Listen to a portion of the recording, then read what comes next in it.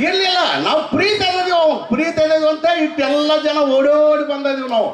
ಇದ್ರ ಬರೋ ಕ್ಯಾಟ್ ಜಗದಾಗಿಲ್ಲ ಸೊಕ್ಕಿನ ಸ್ವಾಮಿಗಳದಾರ ಇಲ್ಲೆಲ್ಲ ಕೂತಾವ್ರು.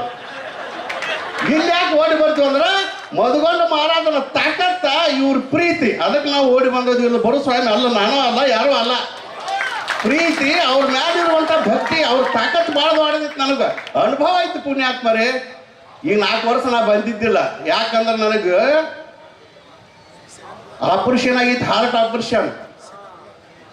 ಎಷ್ಟು ಬ್ಲಾಕ್ ಗೊತ್ತಿದ್ರೆ ನಿಮ್ಗೆ ಆಶ್ಚರ್ಯ ಆಕೈತಿ. 7 ಬ್ಲಾಕ್ ಆಗಿದ್ದು ನಮಗೆ.